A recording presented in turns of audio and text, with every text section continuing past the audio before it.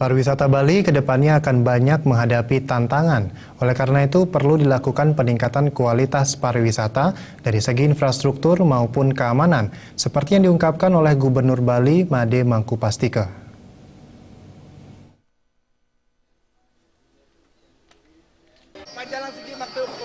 Keindahan alam dan keunikan budaya Bali telah terkenal di dunia yang telah menarik banyak kunjungan wisatawan asing maupun domestik.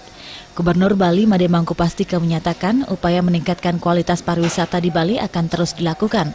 Salah satunya adalah penataan kembali kawasan objek wisata seperti membersihkan sampah dan mengurangi tingkat kemacetan. Gubernur Bali juga menegaskan pihaknya akan melakukan standarisasi tarif hotel dan harga souvenir di Bali.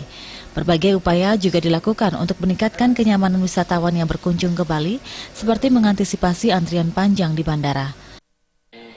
Saya kira beberapa kelemahan kita yang harus kita perbaiki semuanya. Kalau kita ingin tetap bisa mempertahankan gelar itu, tidak cukup hanya sekedar indah. Nah, kemudian pelestarian lingkungan. Ya, kalau kita ingin tetap dibilang terindah, ya lingkungan harus tetap dipelihara. Izin-izin mendirikan villa, hotel, dan sebagainya harus ditertibkan lagi. Jangan terlalu mudah kita mengeluarkan izin untuk membangun hotel, membangun villa, dan sebagainya di area-area yang seharusnya tidak pantas untuk dibuat itu. Ini tentu saja memerlukan komitmen kita, saudara-saudara semuanya.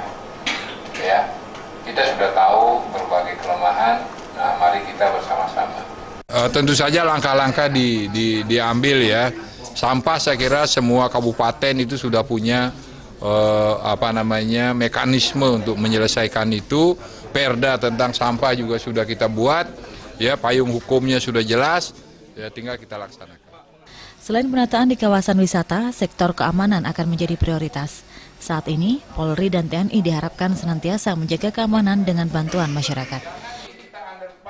Desa Aryani dan Yudi Partana, Bali TV.